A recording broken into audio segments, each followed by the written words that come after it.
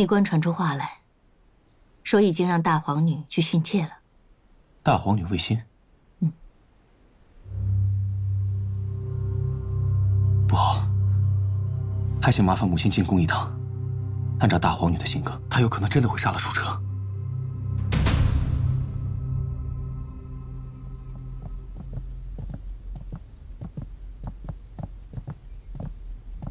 见过世子大人。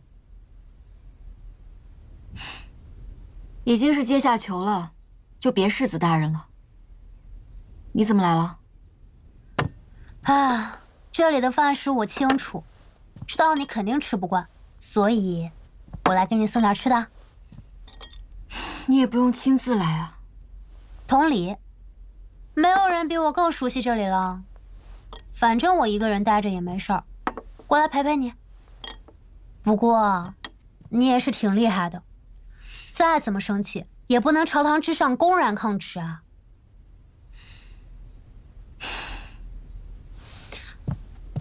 快吃饭啦，我的小祖宗！来，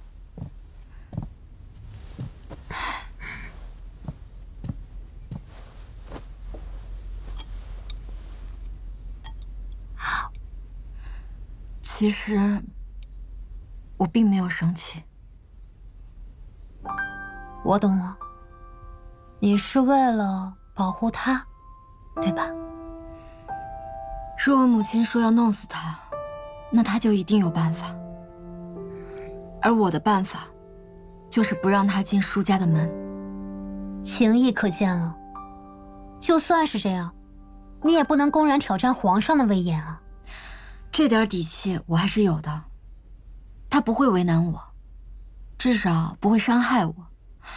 也许他现在正在想个法子，如何编织个借口放我离开，让他自己也体面一点。难道本宫的母皇就这么被你们轻视？见过大皇女殿下，千岁千岁千千岁。舒城，母皇派本宫同你商量一下你与苏荣清的婚事。臣要说的，已经在朝堂之上都说清楚了。机会，我已经给过你了。大皇女殿下开恩！大皇女，大皇女息怒你们可还记得谁是你们的君吗？臣不敢。你当真要对我动手吗？你是不是以为你们舒家很了不起啊？连我们天家都拿你没办法。我今天就要让你看看，什么叫君，什么叫臣。本宫问你最后一遍，你娶不娶苏荣清？我不娶。好，要的就是你这句话。来人，给我把他拖下去，先打50大板，最好把他打残废。殿下开恩！殿下开恩！殿下开恩！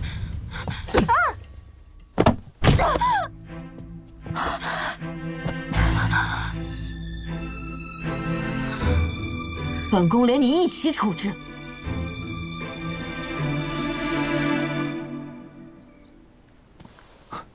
母亲大人，如何？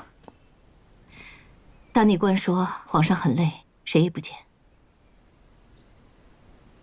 这卫心向来记恨舒城，他是断然不会对舒城怀柔。舒城恐怕是凶多吉少。皇上难道会纵容卫心行凶？皇上是不可能明确下令让卫心那么去做，但是卫心可以先斩后奏，事后仗着自己储君的身份求得一个从轻发落。甚至他会用卫心的命去换舒城的命。我去一趟大理寺，为娘亦是卫心的老师，或许他会顾及我的面子。母亲大人，我怕此事他不会给你这个面子。舒家那边有什么动静吗？舒柔差人去兵部挂单，要去精卫营巡营。这个档口去巡营，是想带人围京吗？陛下此时谁也不见，是想以静制动，后发制人。顺便给自己一个台阶下。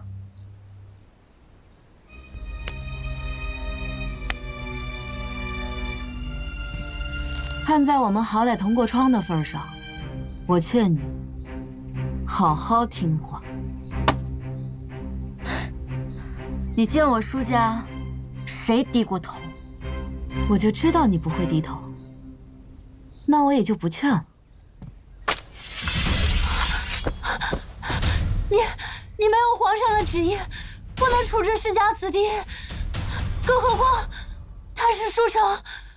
真是个好奴才啊，都自身难保了，还想着替主子说话呢。他是我朋友，他不是奴才。随便吧。慕容婉清，连老师都说你聪明，你怎么就没看出来本宫就是要借机发难，然后杀了舒城？你身为储君，如此任意妄为，不怕皇上怪罪吗？你都说了我是储君，是未来的皇上，杀他舒城一个算得了什么？况且，我早就想杀了他，杀了他，我看还有谁敢不服？慕容婉清也是世家子弟，若你想立位，杀了我足矣。若是动了舒城，怕是你后悔莫及。滚开！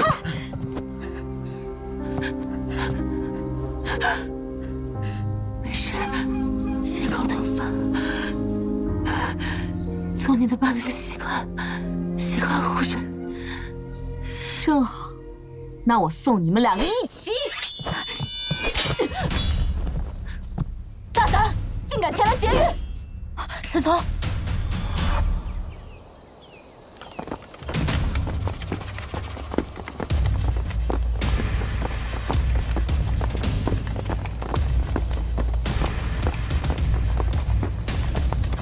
舒柔，你这是要干什么？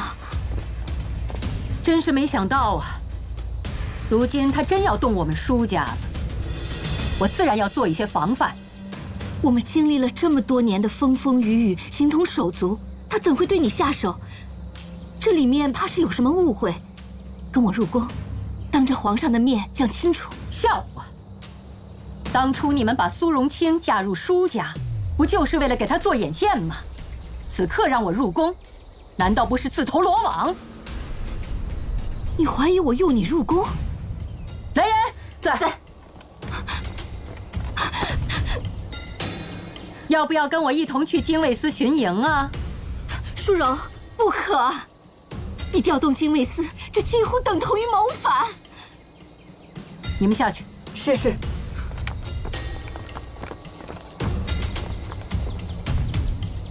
这么多年的交情，我不会伤害你的。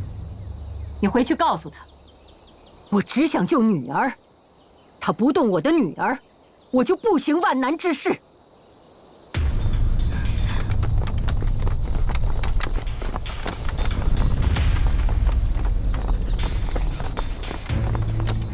快！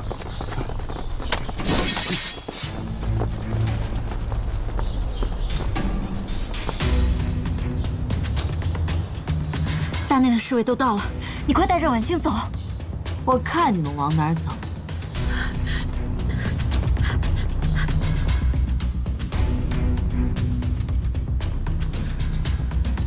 舒柔当真是这么说的？回陛下，一字不差。大理寺宁远求见。宣他进来。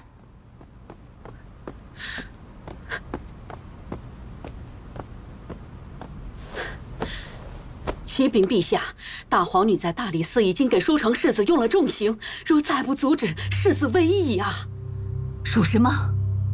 微臣不敢欺瞒陛下。蠢货！朕怎么生了如此一个蠢货？他这是要让朕与舒柔玉石俱焚吗？来人呐，马上回去处置，务必保下舒城性命。是。微臣告退。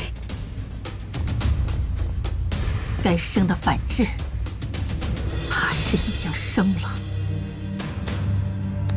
臣已经见过舒柔了，她也是被逼无奈啊。他说了，只是想救舒城。叫淑柔来见朕，朕要当面跟他解释，此事并非朕的授意。微臣当然相信陛下，但他已经去了禁卫营巡营。陛下，老臣愿与您一同去找他。天真呐！此事若朕去见他，那朕岂不是成了他的砧板之肉了？事已至此，传朕的旨意，令禁军守住城门，勿让他的精卫司有一兵一卒进到城门。再传朕的命令，令各州守金秦王。是。舒柔，朕杀不了你，那朕也不会饶了你。陛下，荣卿已经去了，他托臣给陛下带话，让您相信他，他会保住陛下，保住大楚的江山。他。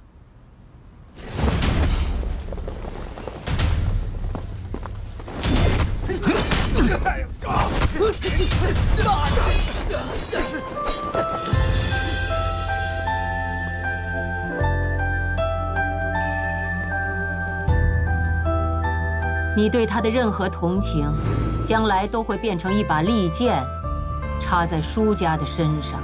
如果他这么坚持的话，那我就送他一程，说他是病死的，想必天下人都信吧。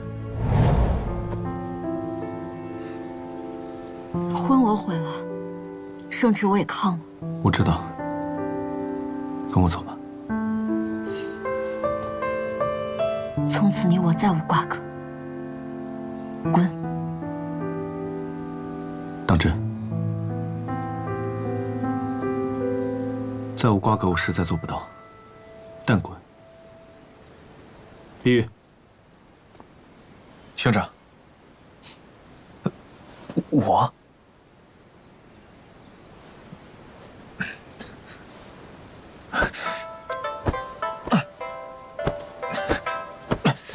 这脸皮真是小。但滚，你还是可以看见的。跳梁小丑。沈烨、沈从兄弟俩，本宫知道你们，不过本宫向来怜香惜玉，把他留下，我放你们走。你这一身，是他弄的？沈烨，本宫说的话你听清楚了没？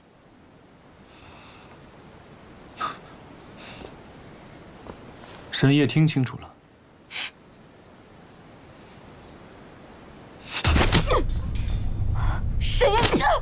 沈烨，你给我听清楚！我今日不杀你，是因为他与你是什么东西无关。你见过世子，舒大人命我等前来接世子去精卫司巡营。好啊，你们舒家果然是要造反。我要是造反，第一个杀了你。你敢？传皇上口谕。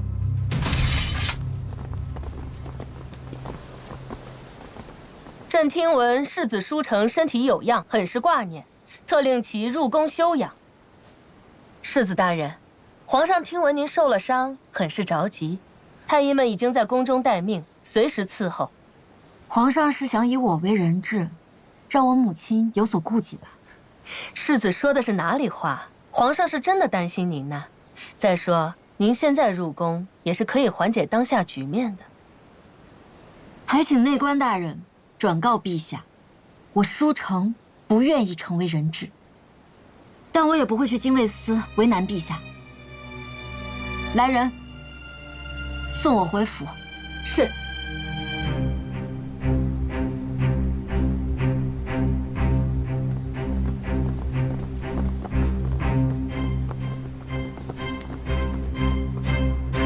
云州部队离都城最近，先锋部队最快3日可到达，疏黄的人最快5日。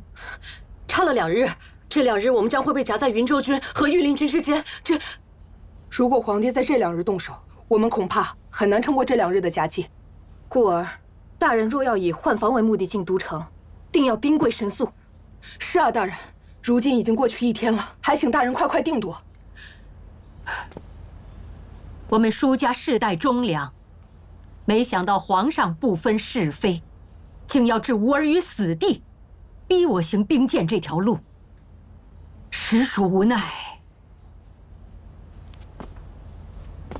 你们若是想此时退出，还来得及。末将誓死追随大人。末将见过舒大人。世子现在如何？是否被纳为人质？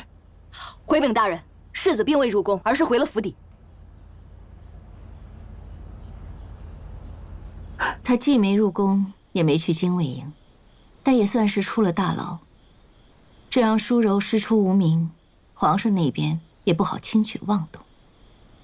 二人可谓是进退两难，这样的局面不好控制。母亲是想做个连环局，然后和棋是吗？妻在心境，为娘此时只盼着和棋，可有心无力呀。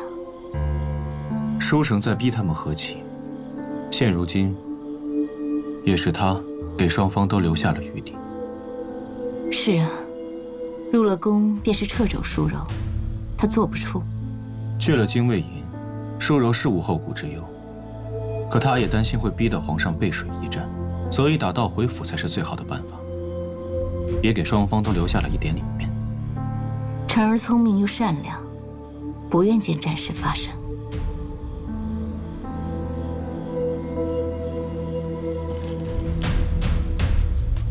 所以我觉得他就是做皇帝最好的人选。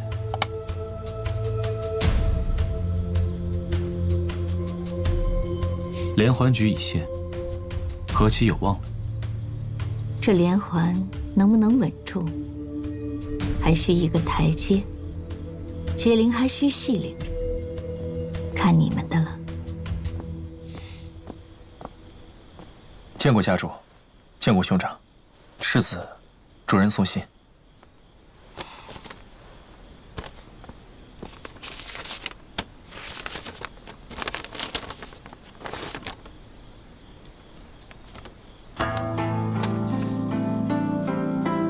孩儿还有些事要办，先告退了。此局未完，你要去哪儿？貌似他已经有了破解之法。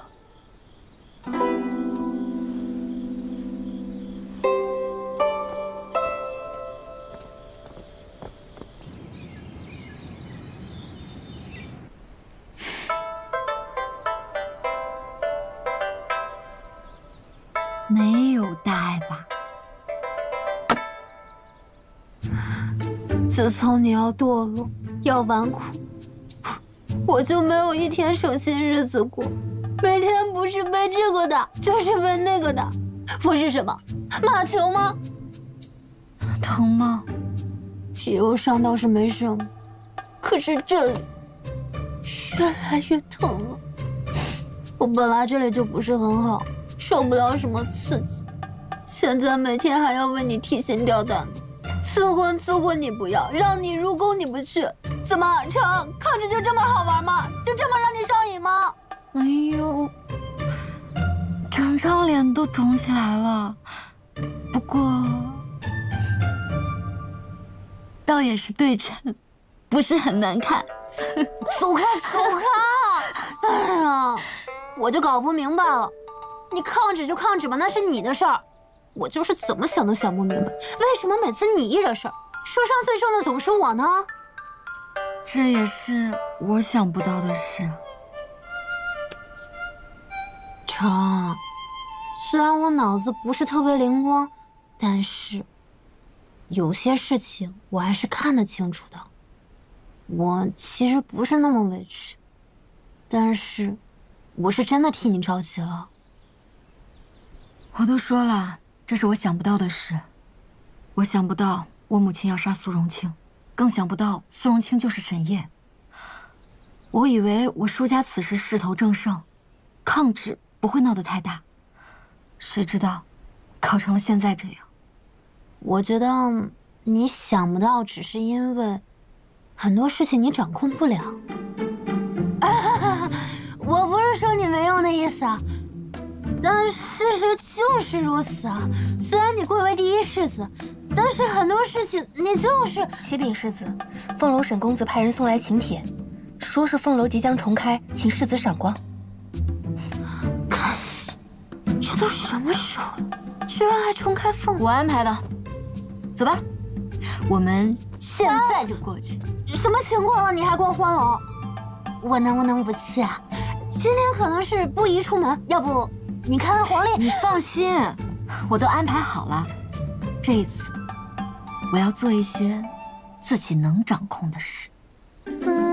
走。成。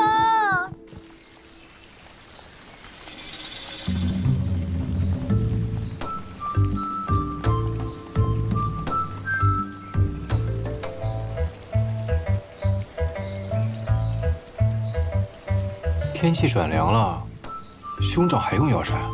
许是心里面火气大吧？依我看，兄长是紧张，很紧张。哎，世总，你说世子让我们重开凤楼是何用意啊？他应该不是找兄长吃酒的。不知道世子是会砸还是会烧，被瞒了这么久也可以理解啊。但是，可惜了我们这2日的辛苦，好不容易才收拾好，不知道又搞成什么样。哎，我可是连街坊都打好招呼了，让他们能避就避一避吧，要不然半条街都毁了。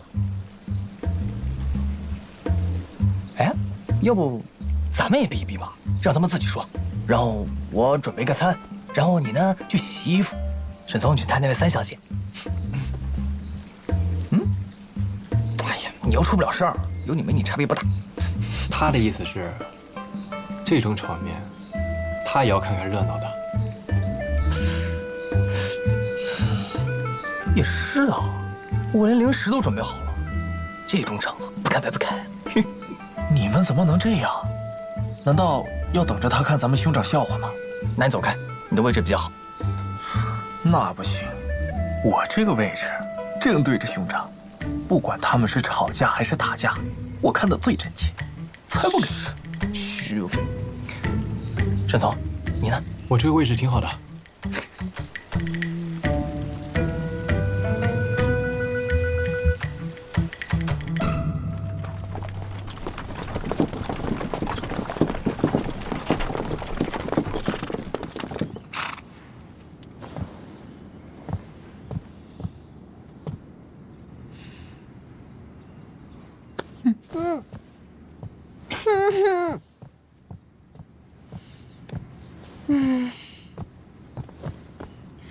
今日为何这么冷清？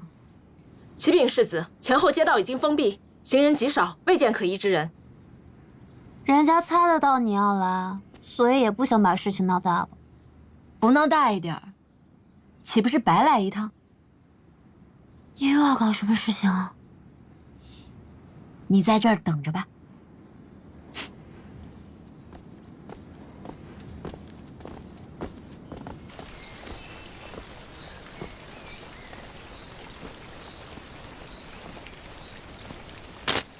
兄长猜到世子会来，但不知道他来干什么。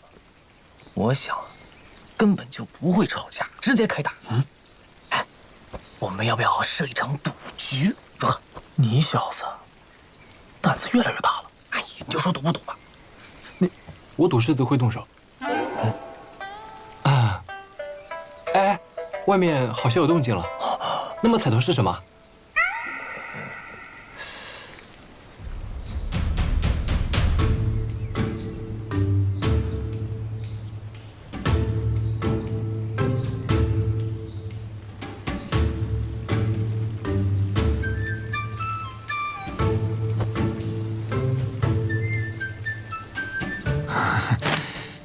参见世子殿下。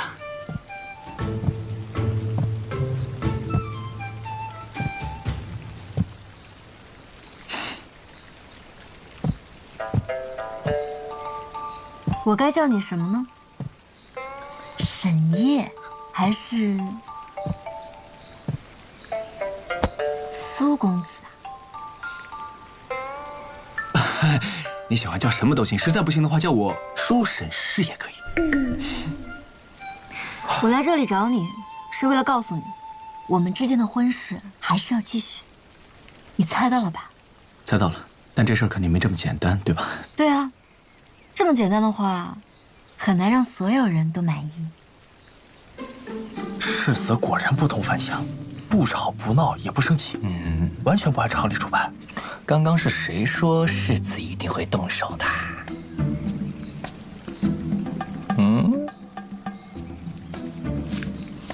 对不起，我之前一直以沈烨的身份接近你，就是想你还是能够接受沈烨，毕竟我还是沈烨。现在最重要的是，要做出让所有人都满意的场面。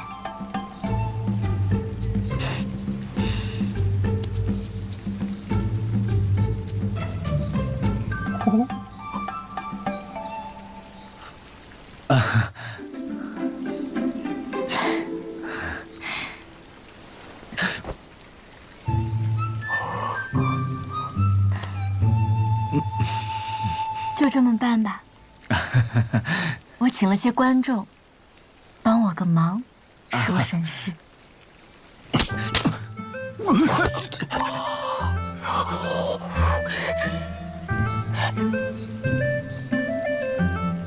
抱歉，这场戏就得这么开始。手疼啊！的确是有一点。对不起，脸皮有点厚啊。不爱，原谅你了。多谢您宽厚。准备一下吧，我们该出去了。我需要你一点点的演技。那你给我一点点的时间，我需要酝酿一下，不然太虚假了，我演不出来。你这脸皮是真的有点厚。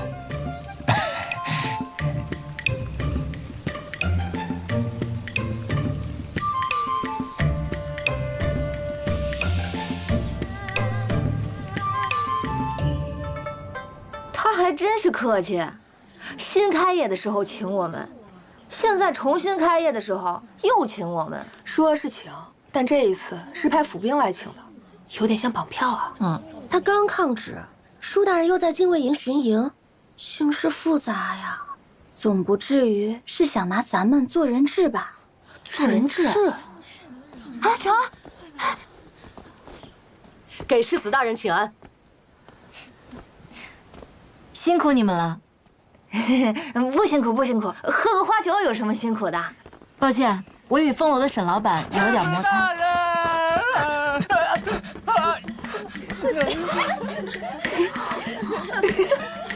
今日我来就是要跟你说清楚，我要娶的人是苏荣清。从今以后我们再无关系，别再纠缠我。哎呀，你们看呐，他不要我了呀！贵呀！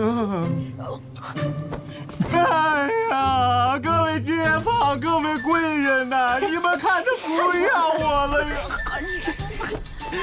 哎呀！我多喊两句算你的。哎呀！哎呀！世子大人，世子大人如此狠心，他一旦成婚，就要跟沈烨恩断义绝。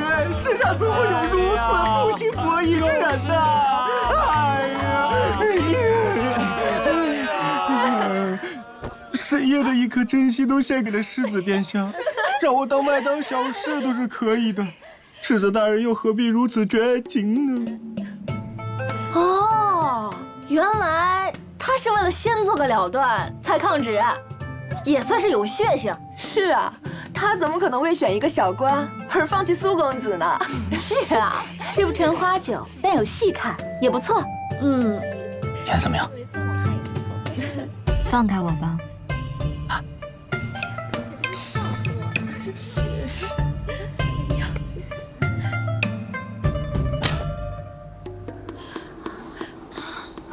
删了。这一下是认真的。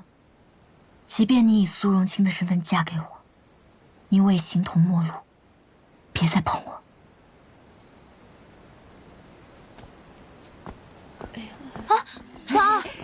也不算是一无所获嘛。哎，算了算了，走吧走吧。兄长，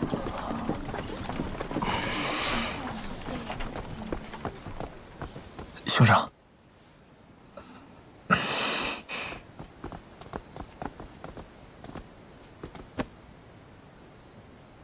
他也说，兄长保重。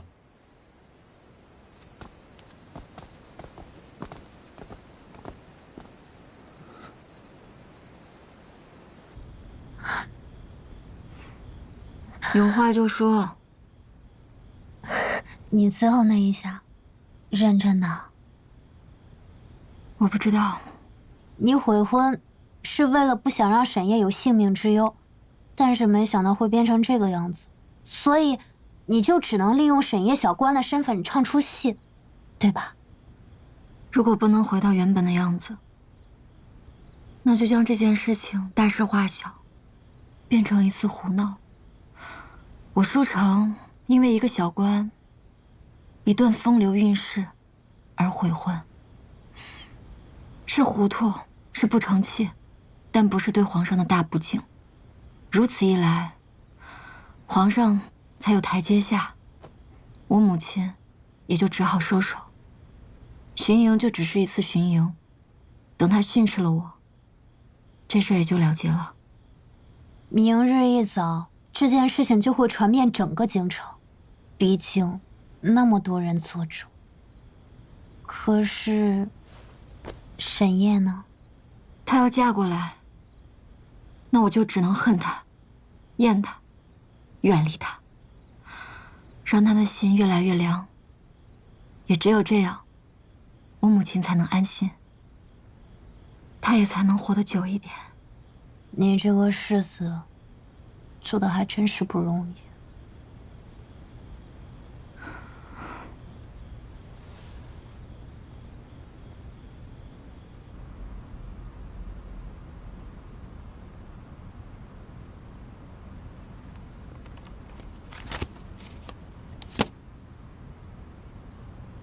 舒家世子一大清早送来的请罪折子，你们看过了？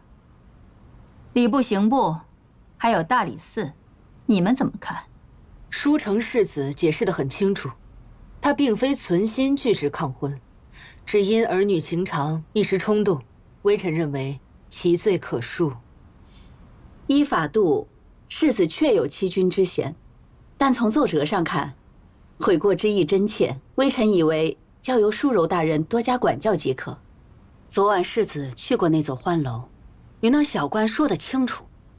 此次是想先与那小官做个了断，再承陛下美意。在场的多位官家子弟都可以作证。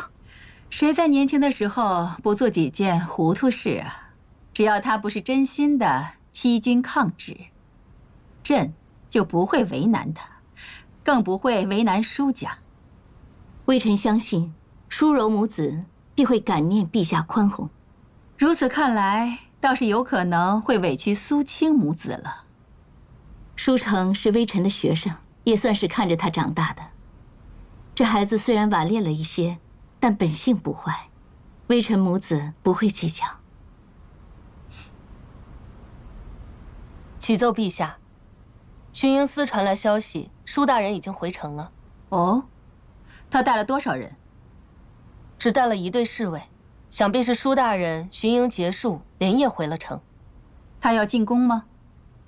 舒大人已经由军巡护送回府了。对呀，只是日常巡营，有事通报兵部即可。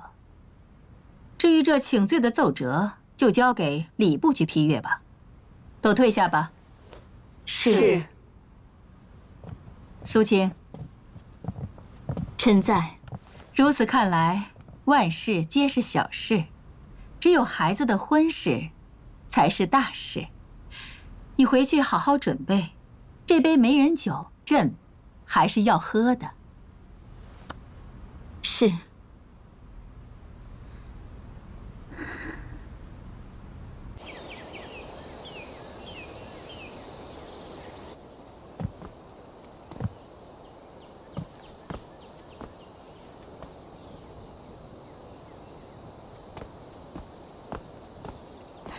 晨儿见过老师，来了就好，快随为师进来。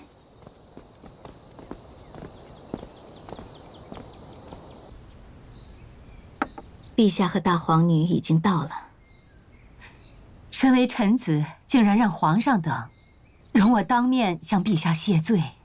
是陛下早到了，他说今天是谢梅家宴，只有同窗好友，并无君臣，尽可自在一些。你那位养在深闺的公子呢，也该让我们见见了吧？不急，此刻尚早，女子众多，吾儿不便露面，还望见谅。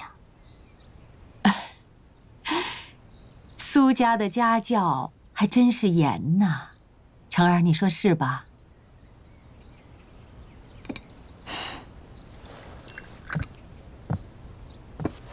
母亲，老师，晨儿想在这苏园之内私下逛逛。也好，正好我与你老师有话要讲。去吧，若是见到了陛下他们，莫忘了规矩。是。成儿，有些话当着陛下的面，为师不便说。请老师指教。吾儿荣清生性善良，还望你日后好好待他。回老师的话，令郎人才出众，手段高明，晨儿愚笨，还望老师嘱托令郎，不要为难晨儿才好。成儿，说话怎么越发没有规矩了呢？还不退下？晨儿失礼，晨儿告退。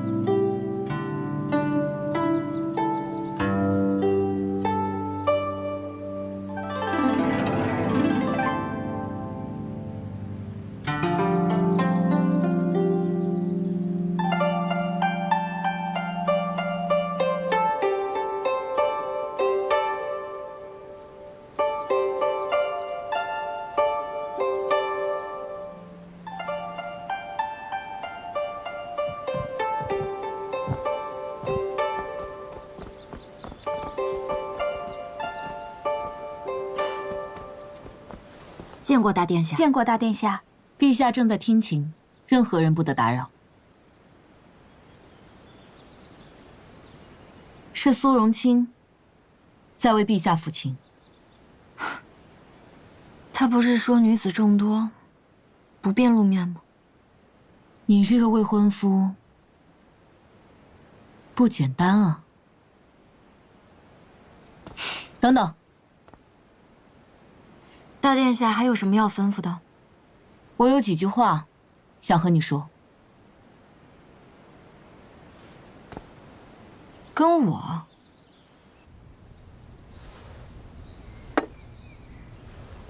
事到如今，你还奢望我们母女俩对你儿子好吗？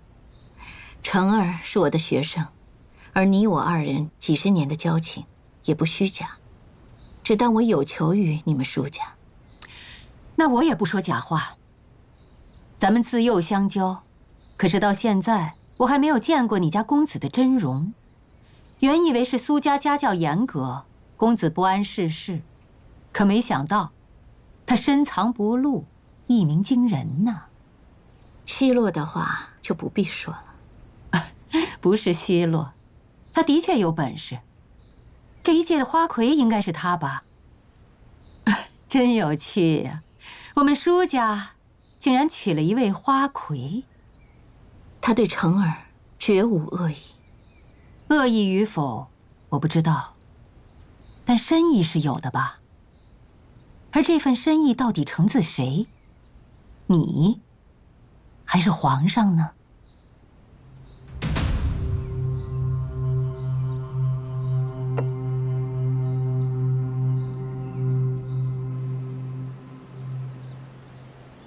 本来我想要母皇治沈烨的罪，让他训斥了一顿。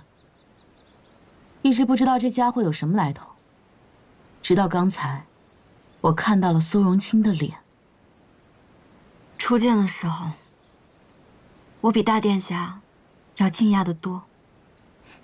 那接下来的话，也就没什么所谓了。母皇看他的眼神，很是疼爱。除了他，母皇没用这样的眼神看过任何一个人，不管他是沈烨还是苏荣清，都与我母皇的关系非同寻常。大殿下为何要跟我说这些？你不介意吗？不嫉妒吗？本宫嫉妒。他既然也骗了你，我们将来不如找个由头，将他杀了如何？我的确憎恨你，更讨厌舒家，但我现在更憎恨他。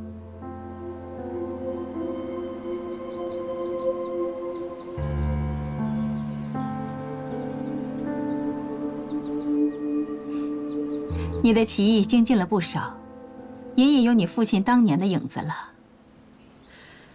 你做得对，对于舒家和舒城，朕是有些心急了。陛下乃是万金之体，岂能在荣清面前认错？你是朕的儿子，一家人不必拘泥了。舒家经营多年，势力盘根错节。你需要一点点从内部将舒家瓦解。你名义上虽是苏启的儿子，又即将成为舒城的主君，即便外人对你心存怀疑，不过于外人看来，在任何时候，你都是根深蒂固的舒家之人。还请陛下明示。朕给你1年的时间，在这1年里，朕会与舒柔周旋。而你，要和舒城生个孩子，在那之后，无论你用什么法子，舒城都一定要死。到时，你的孩子就会成为舒家唯一的继承人。我会除掉舒柔，而你就会成为实际控制舒家的人。陛下真是好手段，不除舒家，只除舒柔母女。有了你，朕面对的就不再是整个舒家的势力，于天下，于朝堂，朕都能应付得了。若你为难，舒城之事，朕也是一定要办的。你以为如何呀？遵旨。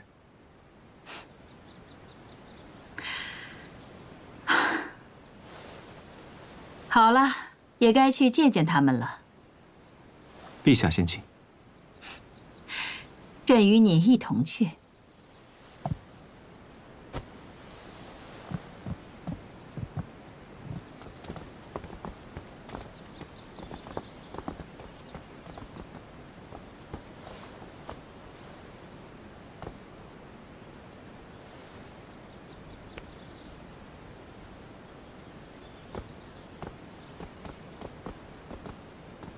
儿臣参见母皇。微臣参见陛下。既然人已到齐，就随朕一起去见主人家吧。是。是。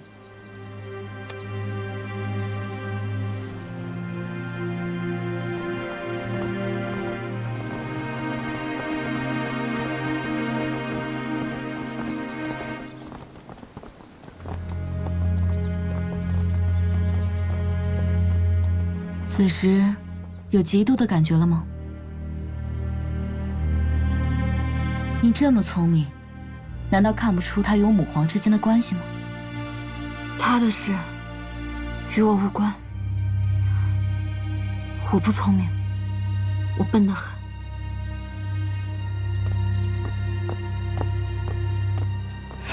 今日是家宴，大家不必拘泥。苏青、舒青，你们2人自小与朕相伴，如今你们两家又结成姻缘，朕甚是高兴，贺你们！谢陛下。谢陛下。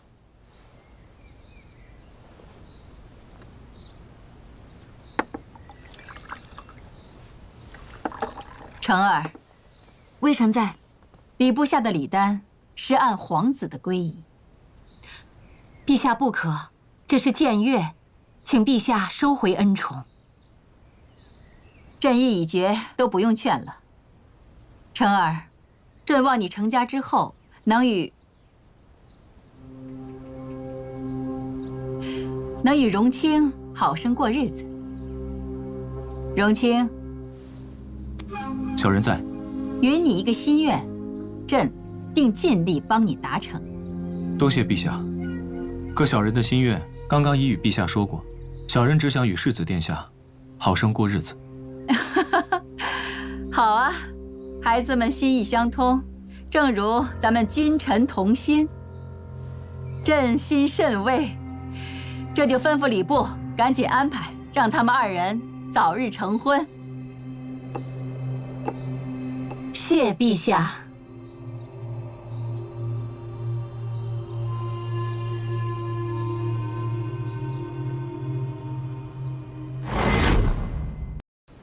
世子大人受惊了，未入云州境内，便有如此阵势的行刺。为了世子的安全，还请世子回京。云州连年战乱，百姓流离失所，母亲让我体味民情，为解救这里的百姓出一份力。身为舒家世子，绝不能因为惧怕就退回去。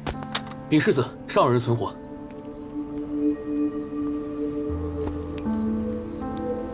这身伤不是我们做的，看起来应该是绑匪先把他绑到这儿，然后一并带过来的。那便不是敌人了吧？救活他。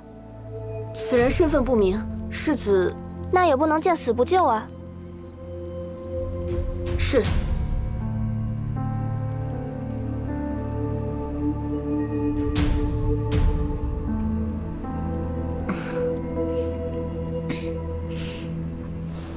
你醒了，要不要？莫怕，吃点东西。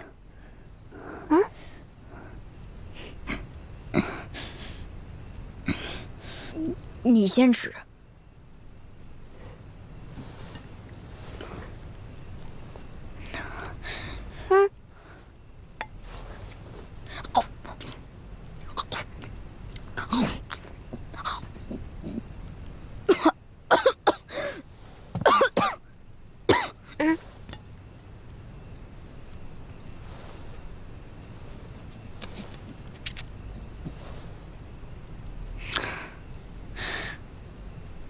你慢慢吃。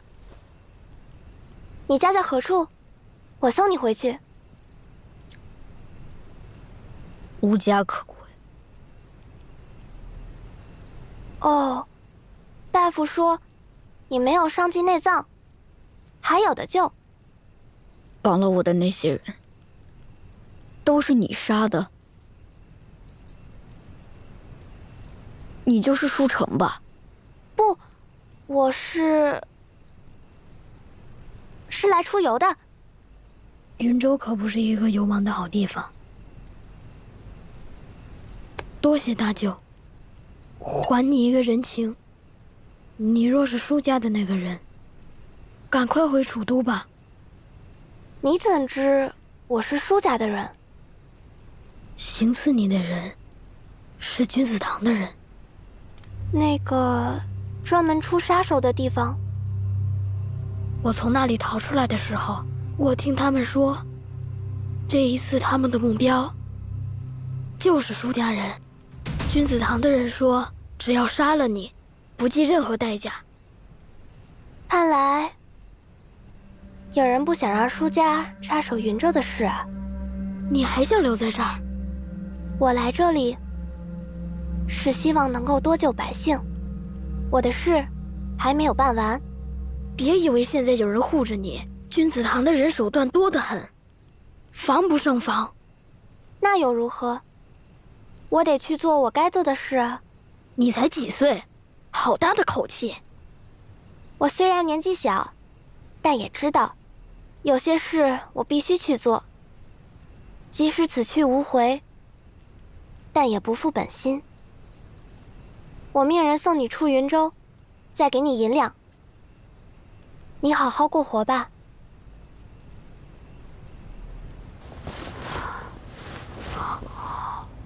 还好没有伤到脸，哼，不影响本小姐狂欢楼喝花酒。哎，你听说了吗？最近凤楼大酬宾，打赏一概不要，酒水全部半价。高兴的时候还会打赏客人呢，我真是8辈子都没听说过这种好事。这知道的呢，是沈爷在庆祝；这不知道的呢，还以为任老板被你气疯了、伤透了才做出这种事。搞得我都想去看看了，悄悄地跟他说句恭喜，说不定还能讨些银子。不对啊，你们2个是我介绍认识的，应该给我包个大红包。不是，明天我要回去好好准备一下，等你成婚之时，给你准备一份厚礼。让我好好搜罗搜罗，给你找些不寻常的。脏东西。什么脏啊？那你喊人去打扫一下。人脏了。不脏啊。哎，要么你洗澡的时候让红渊再多加一点澡豆。洗不干净。这么脏吗？也没有那么脏。沈夜啊，他又怎么欺负你了？我去揍他！他可能是皇上的男宠。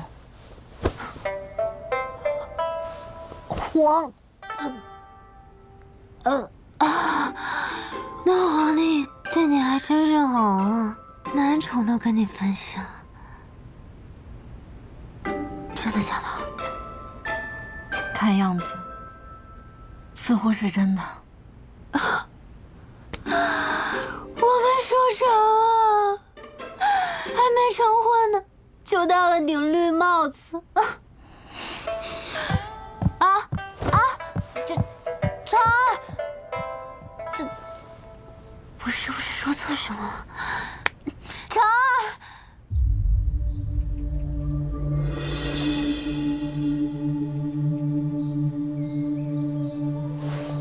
儿臣沈夜，于大婚之日向陛下请安。你要称呼朕母皇。儿臣沈夜于大婚之日向母皇请安。你父亲若是看到你今天这般光景，他该有多开心。儿臣向母皇敬茶，聆听母皇教诲。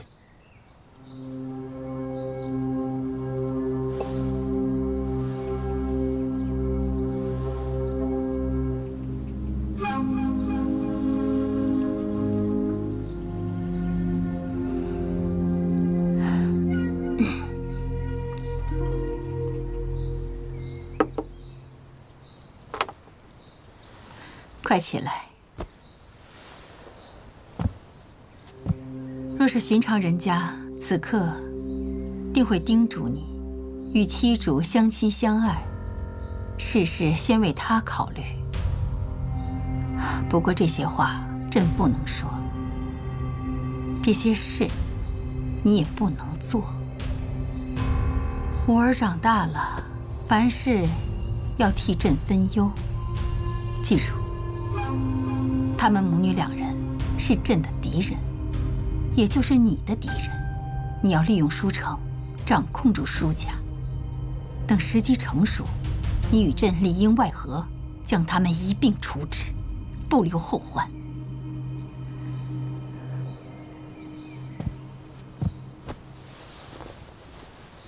你万万不可学你父亲背叛于朕，否则别怪朕不顾母子之情。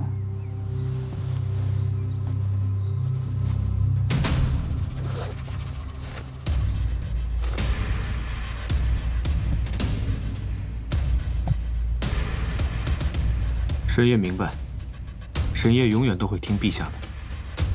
那就好，朕相信你不会让朕失望的。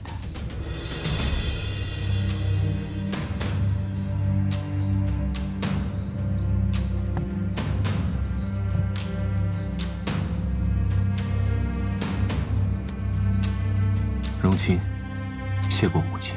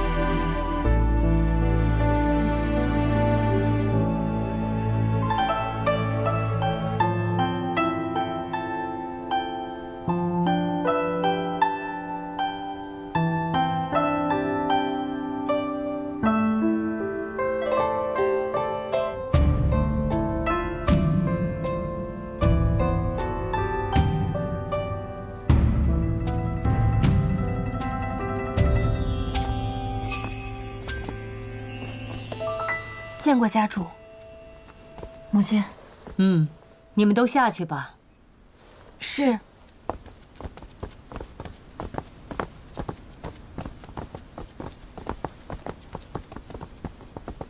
成儿啊，今日你大婚，满朝文武皆贺，皇上的赏赐更是按照皇子的礼仪，丝毫不差。这对你来说是一份天大的荣耀。但是母亲却要来提醒你，这并不是什么赏赐，不管他是苏荣清还是沈烨，对你来说，都是一个威胁。他可不仅仅是个威胁，他还是个脏东西。即使是威胁，也要注意措辞，不必如此粗鄙。孩儿失态了。敢问母亲何时动手？今天吗？今日毕竟是你的婚礼，也要图个吉利，此事可以慢慢来。既然要弄死他，何不趁早？反正宾客都在，红事变白事，也不用再请客人了，倒也是图个方便。你这是以退为进，是在说反话吗？毕竟是一条人命，不要急于一时。可孩儿还是想就地解决。成儿啊，之前你可都是念着他的，今日怎么如此暴力？是有什么不舒服吗？回母亲，我就是单纯的想弄死他。你这副样子，就是做给母亲看的吧？娘告诉你，不要对这个人有任何的希望。也不要对他付出真心，这样一来，他死的时候，你就不会伤心。母亲放心，他死的时候，孩儿只会庆祝。毕竟是你老师的孩子，也不必很开心，对吧？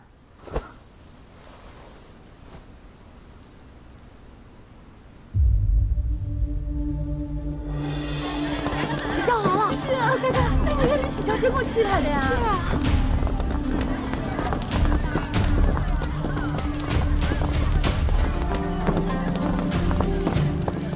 哇，喜轿来了！快让路啊！快点闪开！哎呀，可真热闹啊！是啊，还真的是气人。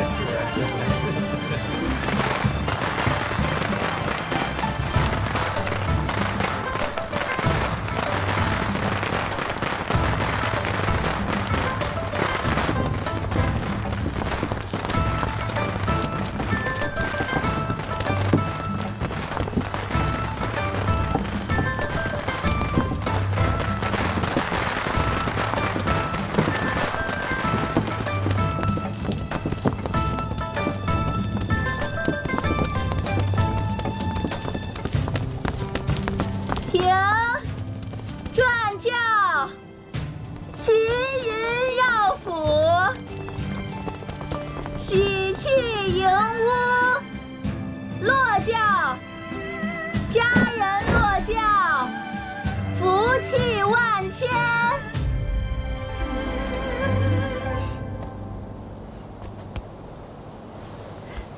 柿子只需轻轻射出，落在教边即可，讨个彩。兄长，世子正拿着弓箭。辟邪见喜只是风俗，不打紧。这种风俗，可曾出过什么意外吗？哪曾出现过意外啊？难道还有妻主射死自己的新主君不成吗？他好像是认真的。怎么可能？他与我成婚，他肯定是开心的。好主意。兄长，你没事吧？没事，他就是太激动了。看看里面的人是死是活，活着迎出来，死了就算了。世子还有踢脚门的说法。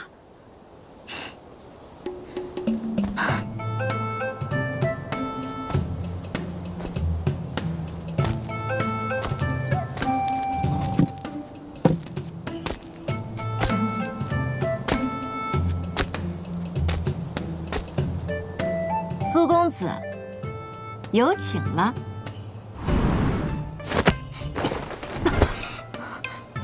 怎么还没有礼成，便要谋害金夫吗？既然你不听劝，硬要成亲，那你就好好接受这种方式吧。既然你一箭没有射死我，那就得劳烦世子殿下引我入府了。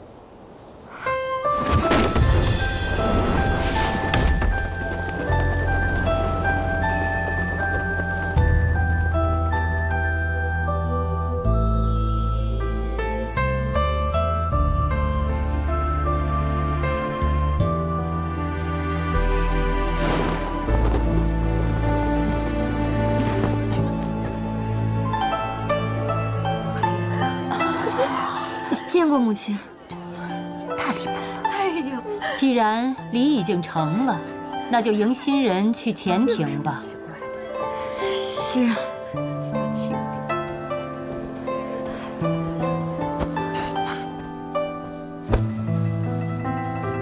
主母，请用茶。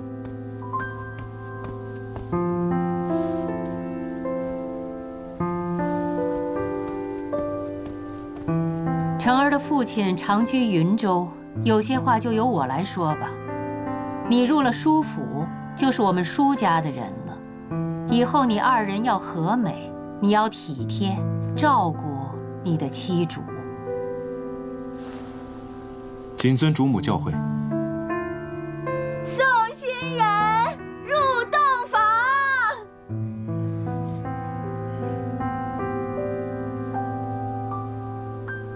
成儿，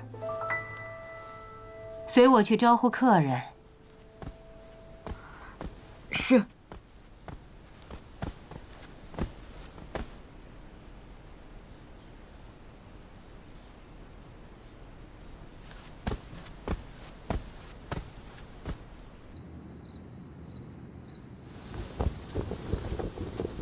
下臣拜贺舒大人，贺世子大人，新婚大吉。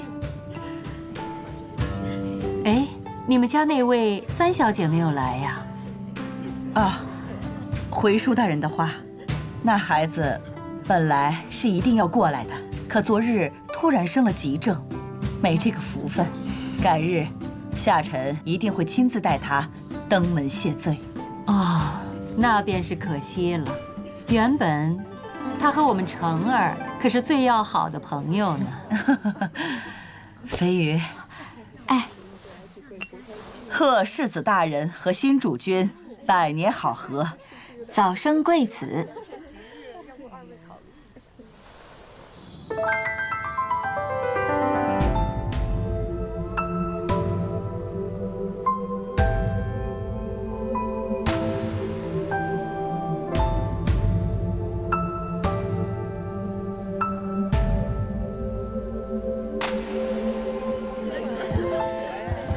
各位，贺舒大人喜，贺世子喜，贺舒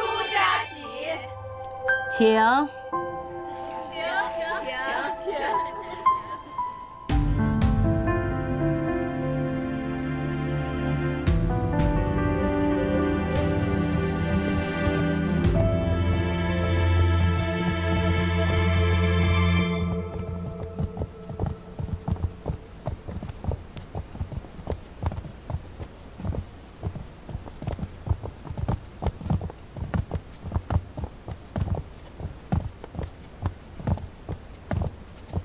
见过世子。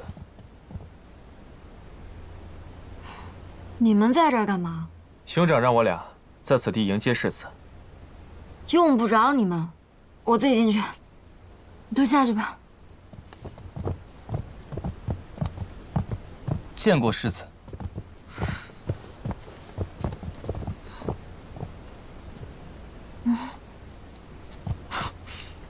哎，不是，你们跟过来干什么？回世子的话，吾等随时听候差遣的。差遣什么？嗯？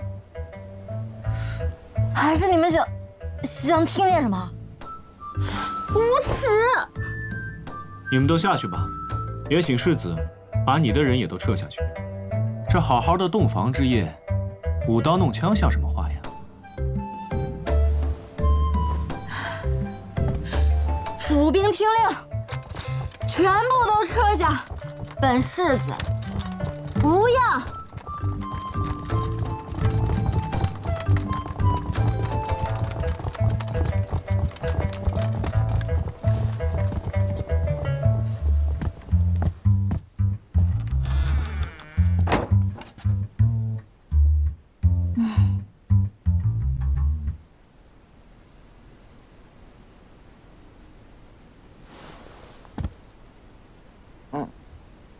世子紧张什么？荒唐！我怎么可能会紧张？不紧张，哪来这么多汗水？洞房之夜，世子又为何会安排府兵？很明显啊，我在提防你。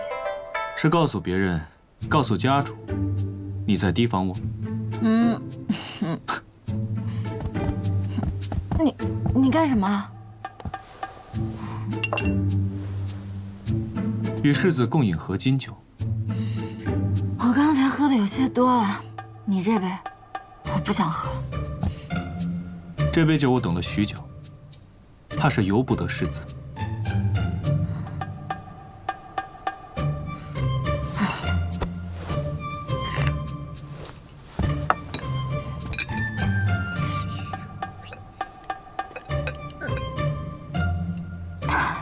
好了，现在酒没了，你睡吧，我走了。洞房之夜，世子想去哪儿啊？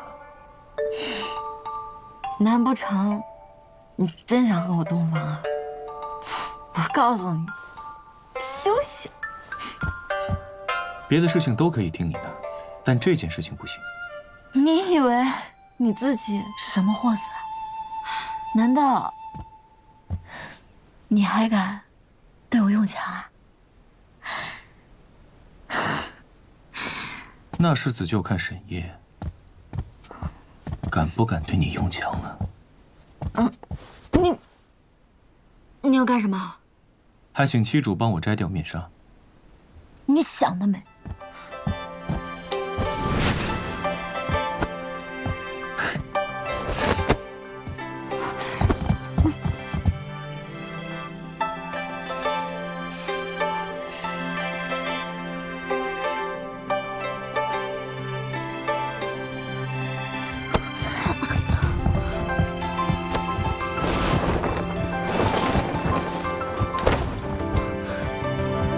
我说了不让你走，你哪儿都去不了。你别忘了，本世子可是清月派掌门的关门弟子。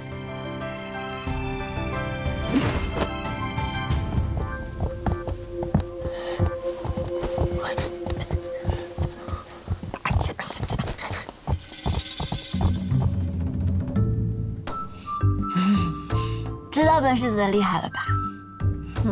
知道。那还请关门弟子把绳子解开呗。关门弟子要是知道怎么解开，我不早就解开了吗？你来。那我来了。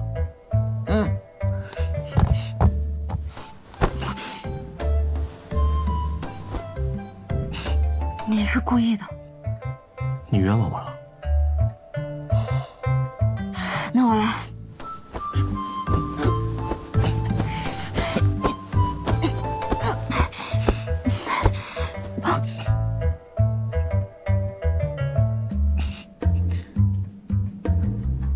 接着来。突然想起了那日我们在车里的景象。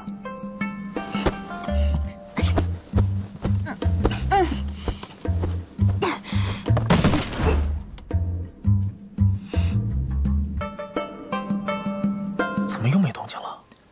是啊，真着急啊！兄长洞房，你急什么？不是我着急啊，是牡丹那个家伙一直在踩我的脚。哦，这只脚是我踩的，抱歉。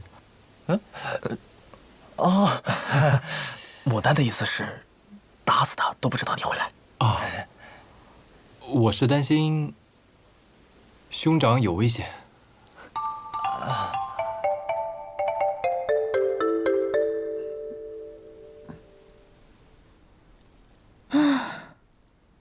我尽力了。看得出来，床都塌了。今夜就先这样吧。你别再乱动了。遵命，骑主大人。谁允许你这么叫我的？不该叫吗？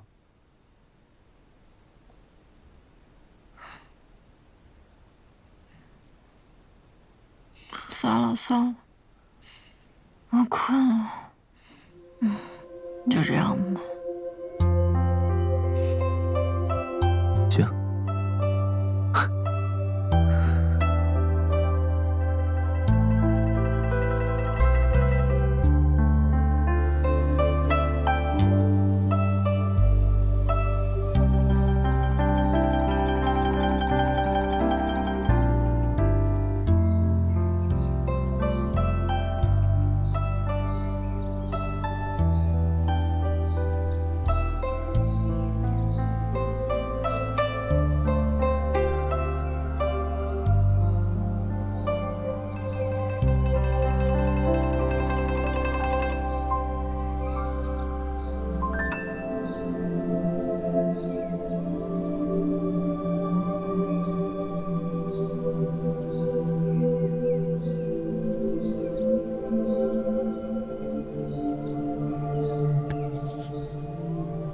我看你还能装多久？喜欢我就大大方方承认嘛，何必这么鬼鬼祟祟的？你不就是长得好看点吗？本世子见过的好看的男人多了去了，谁喜欢你？起来。哎，喜不喜欢不重要，重要的是缘分。你看我们这个姿势，多有缘分。什么缘分？什么缘分？你给我起来，我要热死了！起来。我也不是不想起，但我起不来呀，你看对不对？起不来呀，就躺着呢，是吧？我要热死了，躺屁！你快起来！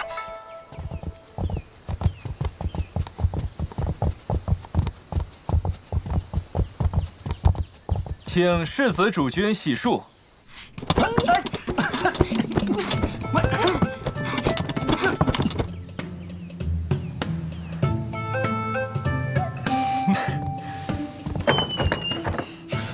见过世子。滚开！哎，妻主去哪儿啊？你少管我！你一会儿要去给母亲请安，还有，你别再这么叫我了。一同去吧，稍后也可以跟您禀报一下嫁妆细软。你自己去给母亲请安。你那些嫁妆我还看不上，你留好收好，他日一起带着离开。还是一块儿吧。你别再跟着我了。昨天晚上慕容家家主来了，但是不知道为什么，慕容婉清没有来，我得去瞧瞧。接主慢点啊，一会儿回来给你做午饭。兄长，辛苦了，昨夜塌了床，今早又塌了床架。不辛苦，这命苦。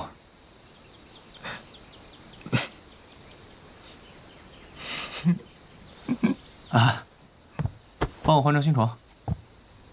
是。兄长慢走。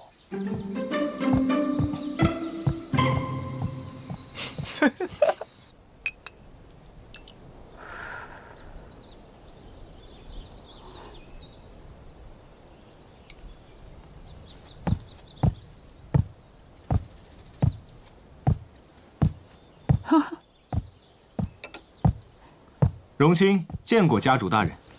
你瞧瞧，正想着怎么杀了你呢，你自己就过来了。啊，吃饭没有啊？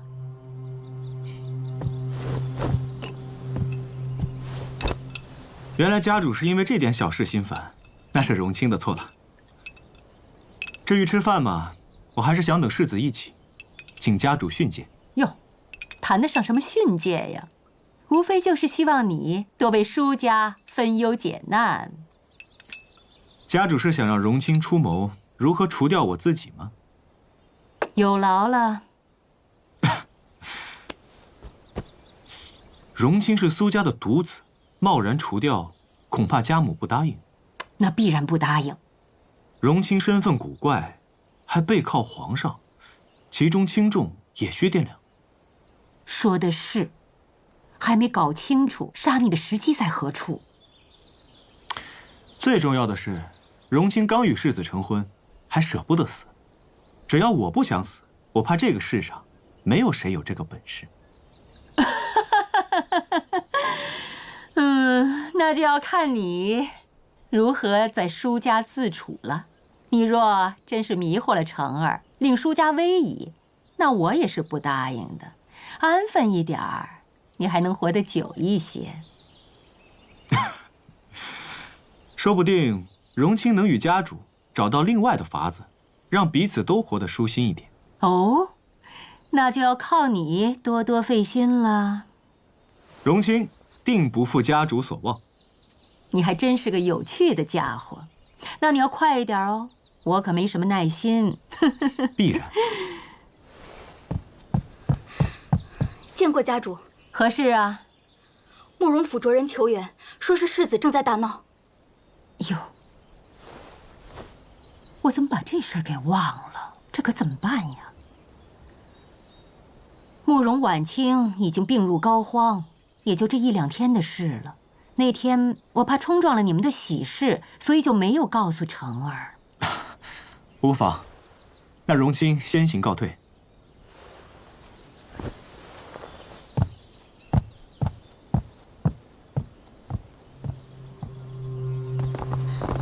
世子大人，你还是把我三姐姐放下来吧。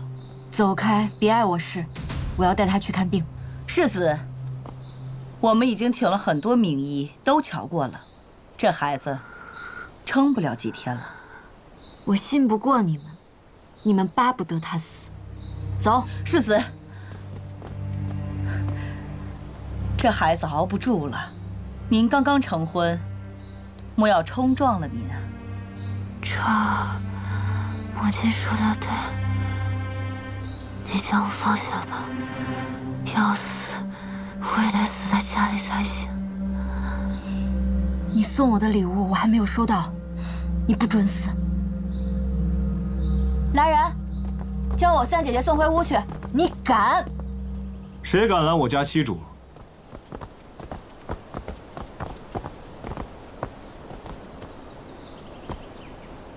苏荣卿，见过慕容大人。原来是舒家的心绪啊，失敬。你们二人刚刚成婚，何必来沾染这个晦气呢？荣卿还真的不知道救人心切和沾染晦气有何相干。我只知道，谁让我家妻主不开心，那我就让他不开心。哟，一个两个的口气倒是不小，你一个心绪，就敢仗舒家的事吗？住口！地狱难撤。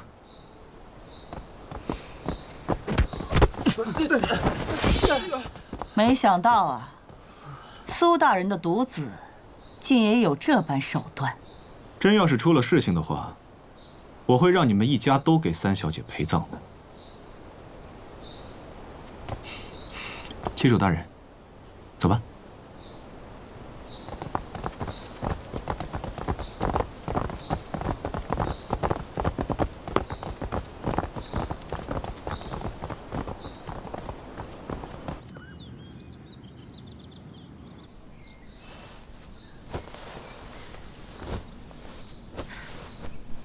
他一直有心口痛的毛病，说是从他母亲身上传下来的。你安排些人去太医阁把医手绑过来吧。这好端端的，为什么要绑架呢？把他带来这里，就是为了行事方便啊。把他带来这里不是为了行那种事情的，因为这里隐蔽、安静，能不被外人所知道。那也需要大夫呀。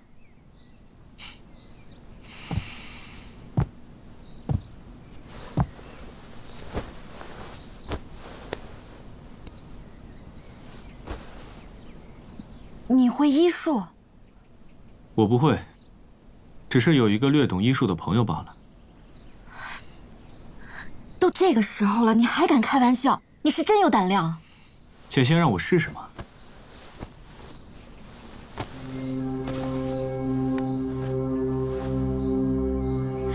哎，你别乱施针啊！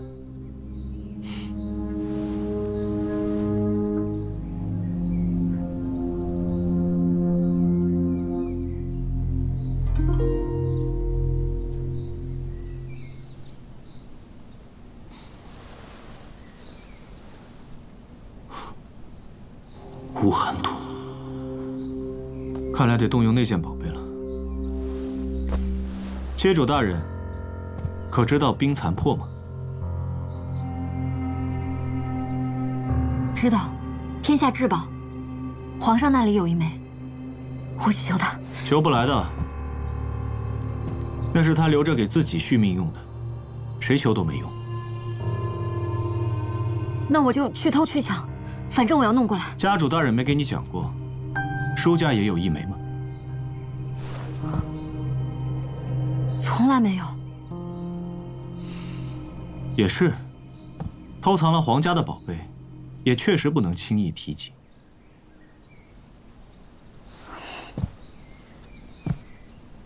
沈夜，你可知污蔑我舒家的下场吗？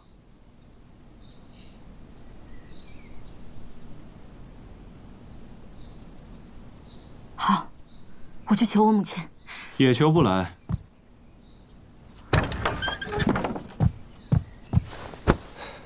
求兄长救救他！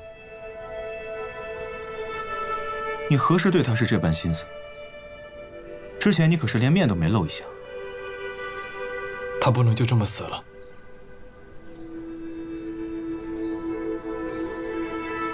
既然你想求，那就求世子殿下吧。这第三枚，在世子手里。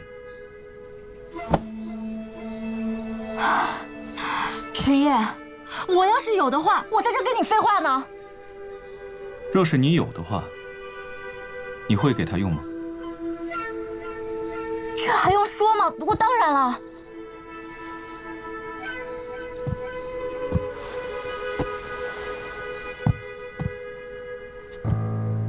去把那几个人都叫过来，一会儿都用得上。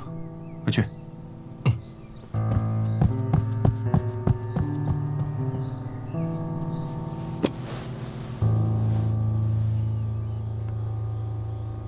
当年药王谷正身送予我的，他说我这人性格招人烦，哪天容易被人打死，让我留着保命。这明明是你的，非说是我的。算了，不跟你计较。此物怎么用啊？直接捣碎了喂给他吗？此物治阴治寒，直接喂了，倒是死得通透。真身说的是真没错，你这性子是真该死。你能把话说完吗？找至阳之物，喂给他喝就行了。童难血，用此物化解就可以。不，哎，你这家伙动作倒是快，拿盆去接着，别浪费，待会儿油干了。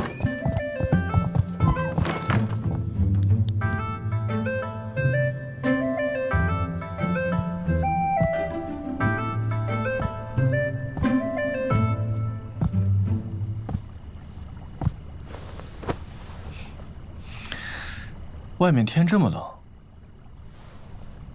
要不咱们回屋里去？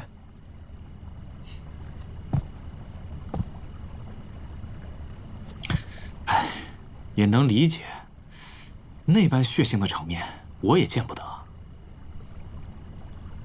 你又不是一个普通的小官，你什么样的场景没见过？别在这儿装模作样了。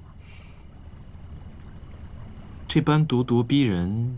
看来对我有些许的怨气啊！你太谦虚了，我对你何止是怨气，简直就是……我不想说污秽之语。看来你有很多问题，这样吧，你问，我答。你的事情我一点也不想知道，你就告诉我，那冰残破真的管用吗？当年正山娘舅想要霸占药王谷，屠戮了谷中90余口人，还把正身打成残疾推入崖中。是我助他重夺药王谷。你说这药管不管用？其实小到药王谷，大到整座江山，这样的故事都是周而复始。既然是你的宝物，你为什么偏要说是我的呀？你拿我寻开心啊？舒家乃是第一世家，像我这种小门小户的，自然得多准备一些嫁妆。这冰残破就是我的嫁妆，那自然是你的。其实这些也算不得什么，这些年我还攒了些其他东西，金银都太俗气，我就不提了。像什么南凤古剑、赤腰甲，前朝4大名家联手所做的碧水图原稿，莫国国君的皇冠。这些应该还算拿得出手吧？这些都是你的嫁妆？哦，最近还得了3邦4国的9座城池，也算嫁妆，就当是给你留作落脚的地方了吧。你究竟是什么人啊？我是你的人，嫁妆和我都是你的。母皇看他的眼神，很是疼爱。除了他，母皇没用这样的眼神看过任何一个人。不管他是沈烨还是苏荣清，都与我母皇的关系非同寻常。你和……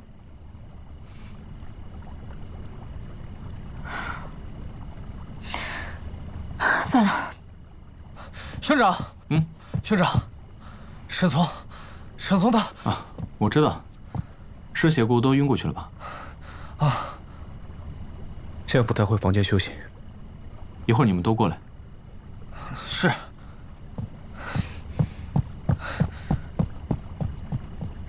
你刚才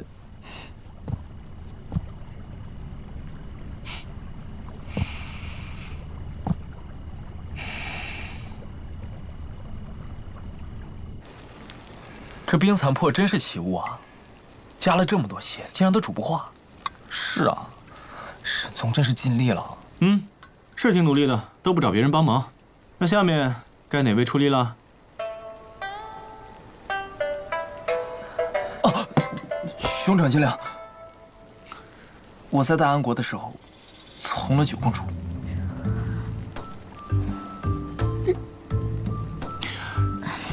9公主乃人中翘楚，你不吃亏。南彻，你来。你不会演。兄长，我与燕国御厨家的小姐，兄长见谅。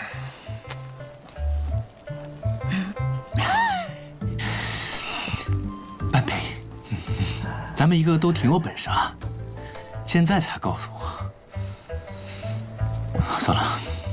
的。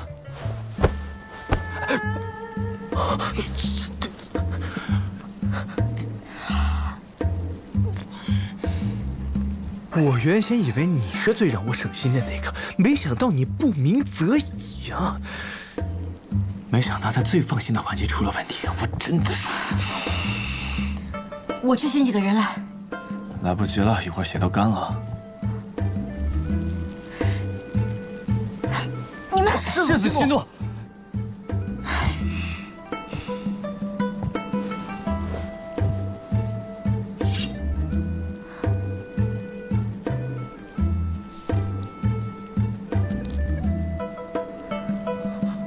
兄长，你这兄长，这么看我干嘛？兄长，你与中山侯的事是假的吧？就知道你在背后乱嚼舌根，假的。那大安国的大皇女呢？我不喜欢她。那还有南疆的那个……滚！哦，是。哎，